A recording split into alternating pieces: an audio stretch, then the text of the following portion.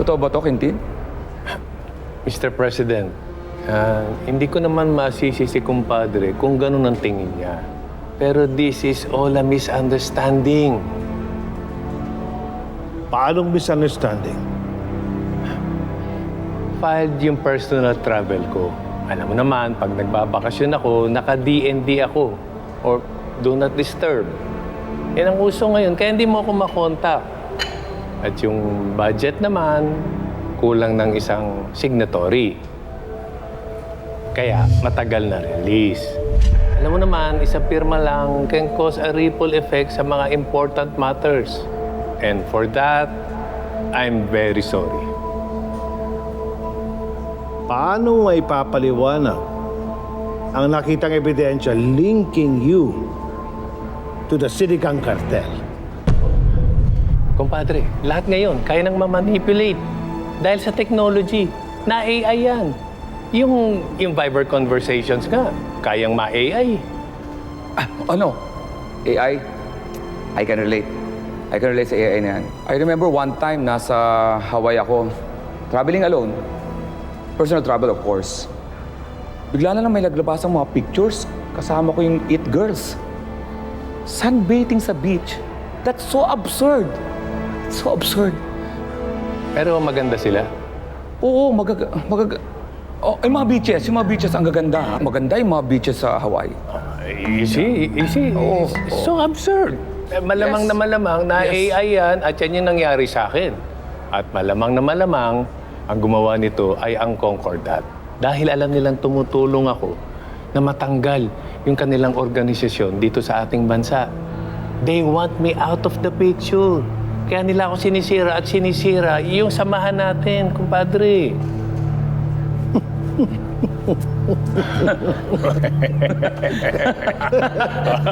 I knew it. Hindi ka magpapadala sa mga bashers ko, ha? At hindi mo hahayaan sirain nila ako at sirain yung samahan natin, di ba? Tama nga, compadre. I'm really sorry. Okay lang. Okay, so are we good? I'm good, Mr. President. Yes, Mr. President. Okay, edi meeting adjourned. Di ba? Okay. Pero Roberto, maiwan ka muna. Ha? May mga pag-uusapan pa tayo about other matters. Okay. Mr. President. Okay. Compadre, Compadre. I'll see you. See you.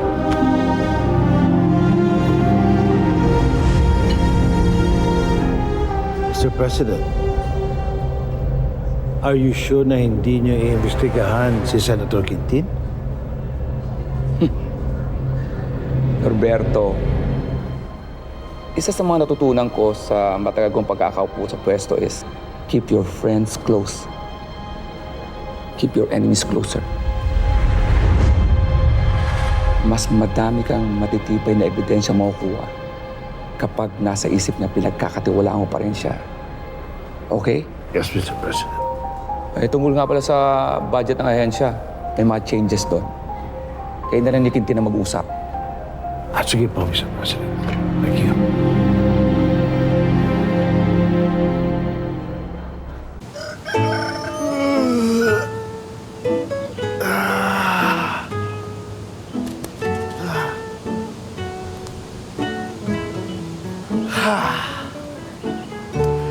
Good morning, Philippines! Good morning, world! Good morning, Pra! Albay!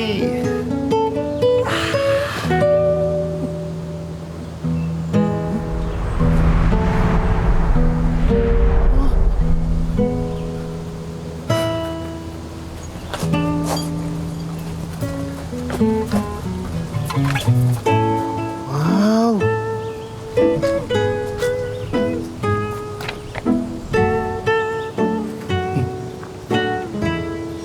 Dear mahal ko, I really had a good night's sleep. But I'm sorry na wala na ako sa tabi mo pagising mo.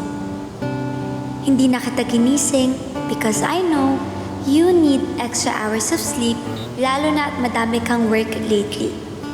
Pero nilutuan kita to make sure na pagising mo, ramdam na ramdam pa rin ang aking pagmamahal.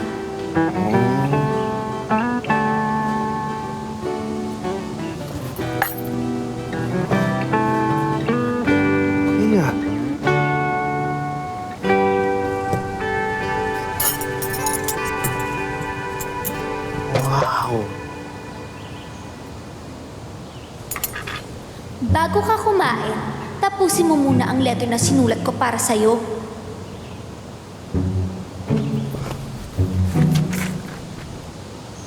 Which brings me to my next point. As soon as done ka na sa work mo, can you please buy the groceries? Kailangan ko na kasi ng supplies. Baka malate na ako kasi we have a big Korean tour group na kailangan naming asikasuhin. I love you, mahal ko. I love you too, mahal ko. Walang problema. Yakang-yaka. P.S.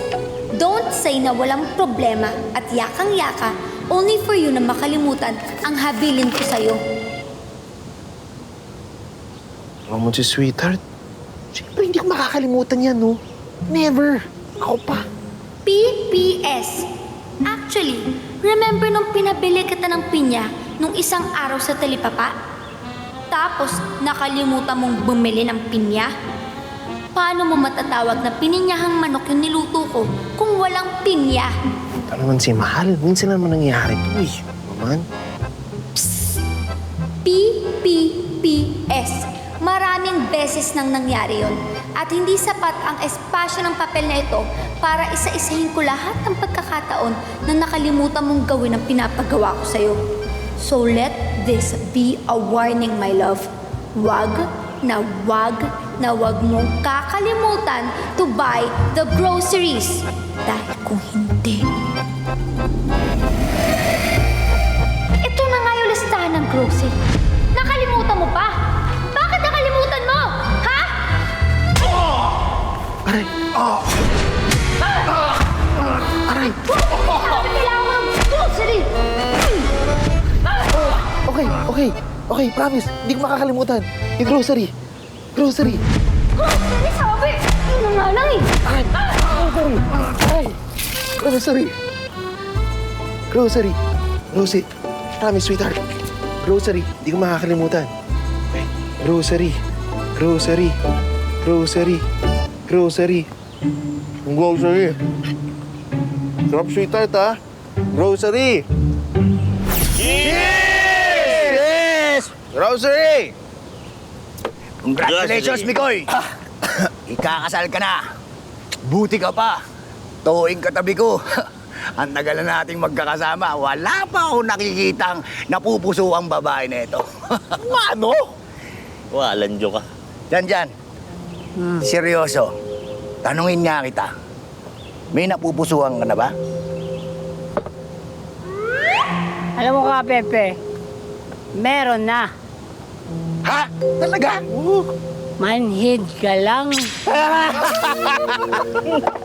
Ikaw, masyado kang palabiro. Hindi mo ko pwedeng talunin. Magtutropa tayo. Ayos sa'yo. Pero, Mikoy, kanina pa tayo toma ng toma. Banggit ka ng banggit ng grocery. Sino pa yung grocery na yan? Oo nga. Sino yung Rosary? Rosalyn? Grocery? Grocery. Grocery? Grocery. Lasing ka na talaga. Grocery. Ito kasi si Kiara, paulit-ulit akong pinapaalala na huwag daw kalimutan tong grocery niya. Akala naman niya makakalimutan ko. Diba? Wala. Grocery pala. Kanina pa sinabi. Ito lang. Gano'n kalayo nga ulit yung grocery dito? Layo. Patay. Halika na! Saan tayo pupunta?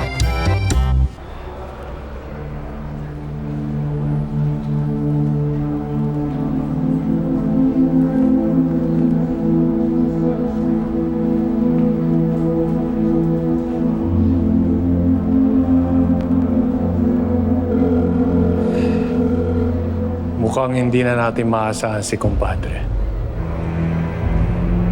I think it's time to take him down.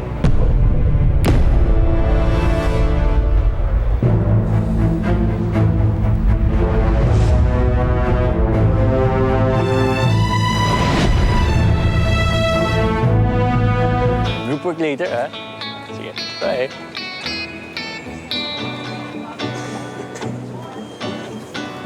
Kakasimula pa lang ng araw pero yung mukha natin dyan parang pang-uwian na. May problema ba? Ay, wala naman kasi pumapasok sa utak ko para dito sa reflection paper na to. I can't reflect. Yun lang pala eh. Ikaw pa ba? Kaya mo yan. O baka kailangan mo lang ng inspiration. Alam mo, tama ka eh. Kaya ko to. Reflection paper lang to. Si Luisa May ako. All-rounder Luisa May. Di ba? Bari lang yun. But I'd rather do this scared than do nothing. Hindi ako mamamatay nang hindi ako lumalaban.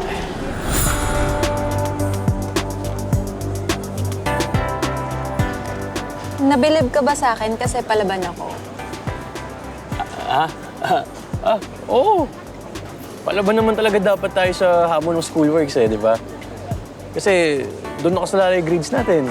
Tsaka para makagraduate tayo, di ba? I think I'm inspired na.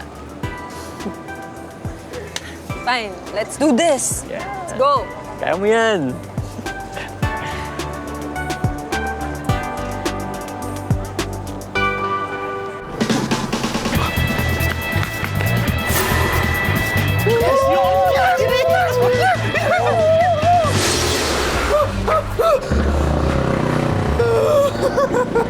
Aray.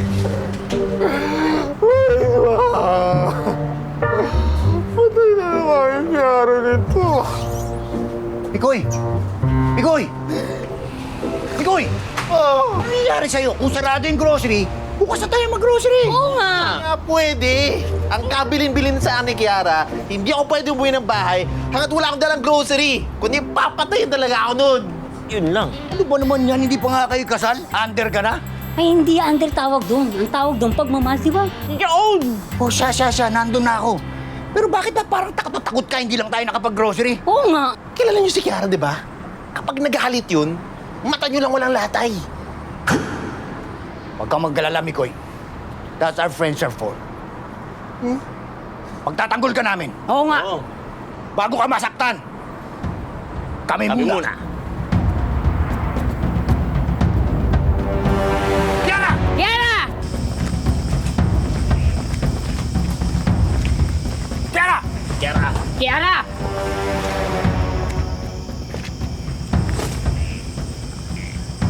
Ano to? Dala mo pa talaga yung backup squad mo? Sweetheart, may gusto sana akong sabihin sa'yo eh. Excuse me, Mikoy. Ako nang bahala dito. Kiara! Hindi kami nakapag-grocery kasi Nag-inom kami. tama. At nandito kami para proteksyonan si Mikoy. Proteksyonan? Kiara. Kaya kung magagalit siya o magagalit ka, ibuto mo muna sa amin lahat. Sa amin! Sa amin! Sigurado ka? Sigurado. Dekyo. Sigurado! Dyan. Oo naman. Sigurado kayo na ibubuntun ko lahat ng galit ko sa inyong lahat? Sa aming lahat! Lahat! Oo. As in, lahat? As in lahat! Lahat.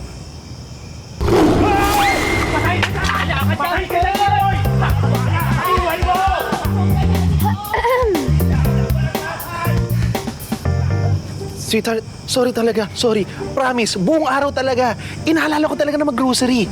Kaso, hindi talaga kami umabot eh. Apakalayo pala ng grocery dito, sweetheart. Whatever. Sorry na. Pero mamaya na yan. Fine. I just wanted to say na may bisita ka. Ha?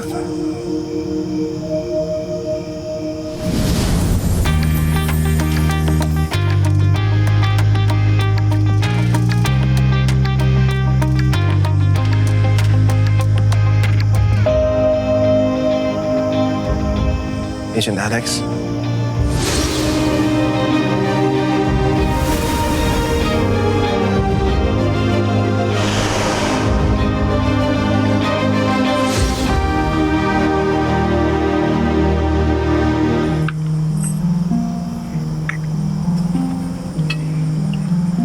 Pasensya ka na ha, na hindi man lang kami nakapagpaalam sa'yo.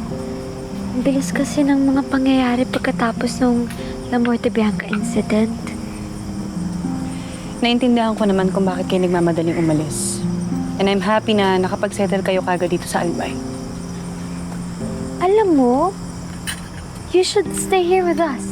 Kaming dalawa lang dito sa bahay. Ah, hindi na. Nag-book na ako ng hotel sa bayan. Doon na lang ako mag-i-stay. By the way, congratulations sa inyong dalawa ni Mikoy. And I'm here to do the maid of honor duties. Sorry din ha. Nalagay kita sa situation na to. Tingin ko kasi of all people, isa ka sa makakaintindi. Being an assassin isn't really the best way to make friends. Buong life ko, I've struggled with that. Making connections. Kasi kapag naiinis ako sa taong namimit ko, gusto ko na lang baliin yung liit nila minsan. Alam mo, pareho rin naman tayo ng nararamdaman. Kaya nung nakuha ko yung offer mo, naisip ko, wala rin naman akong chance na maging maid of honor. And the long hours of law enforcement work is not exactly user-friendly. Hirap din ako magkaroon ng mga totoong kaibigan. Tsaka, mabilis akong mairita sa mga aanga-anga. Oh, wow, I'm surprised. I wonder how nagtagal ka sa pagiging handler ni Koy. Oy, narinig ko kayo Andito lang ako. Tumahimik ka dyan, wala akong gustong marinig sa'yo. Yan, ganyan ko siya kausapin.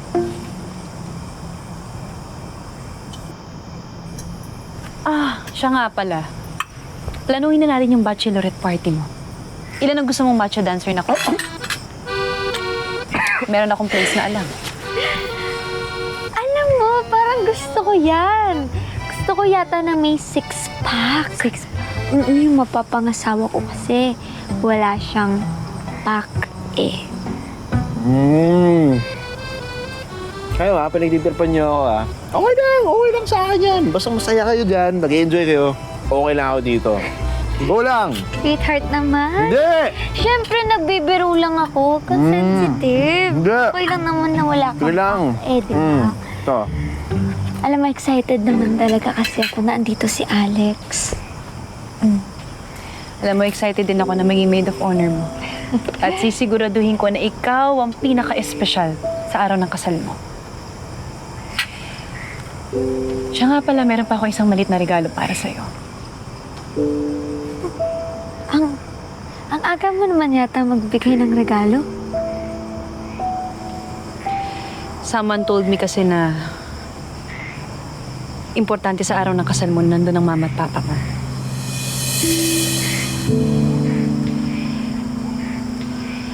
And I owe that guy a lot. Napakalaki ng utang na loob ko sa kanya. Kasi lahat ng hiniling ko, ginawa niya. Kaya nung siya naman yung humiling,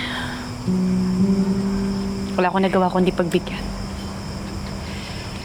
Dahil alam ko, nagagawin niya ang lahat para sa babaeng pinakamamahal niya.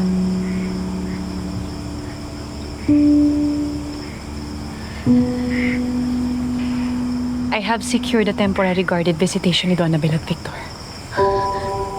May ahatid ka ng mama at papa mo sa altar. Alex, thank you. Thank you so much.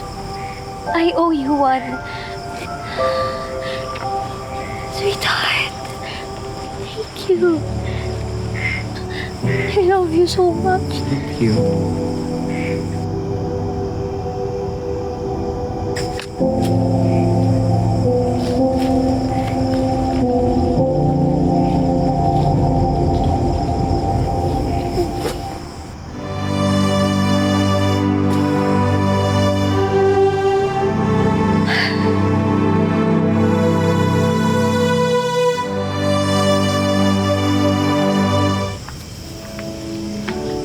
Grabe yung regalo mo kay Kiara, ha? Hindi ko yata mapapantayin yun, eh. It's that not easy. Kailangan ko dumaan sa butas ng karayo.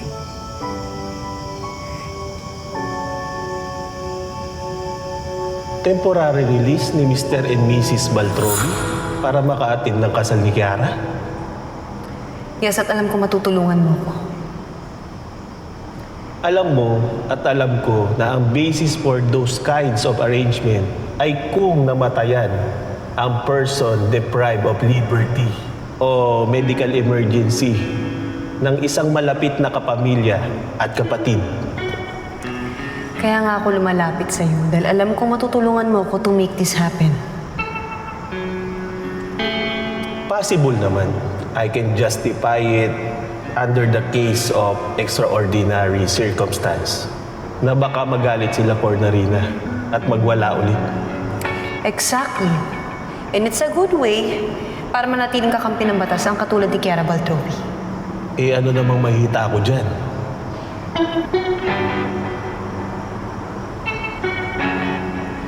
Sabihin mo lang kung anong gusto mong kapalit. Kahit ano?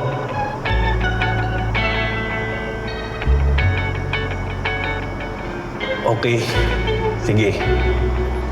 Gusto lang naman kita makasama manood ng sine.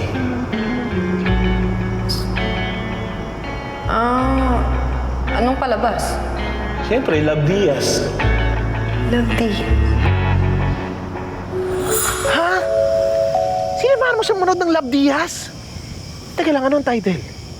Ebolusyon ng isang pamilyang Pilipino. Evolusyon? Eh, halos 10 oras yung pelikulang yun, ah. 10 hours and 24 minutes. Kaya one day sisingilin kita, ha? Sisingilin kita ng mahal.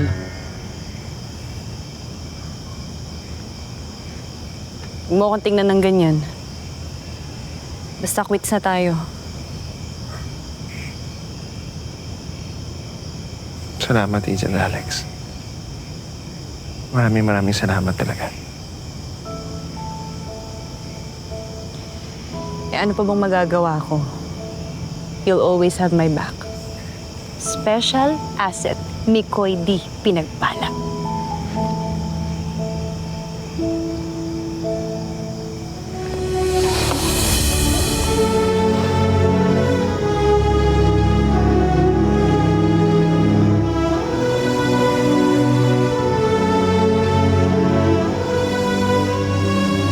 Salamat, Alex. You're the best secret agent ever. At ang pinaka-best friend ko sa lahat.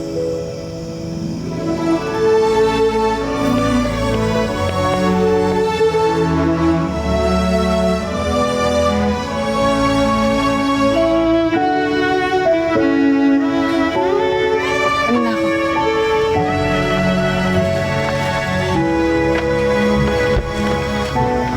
Special Agent Alex, ingat sila sa'yo.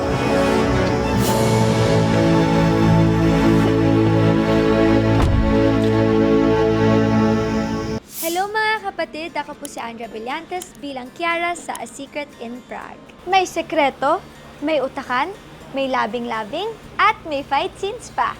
Kaya click next na and also please subscribe to TV5 YouTube channel.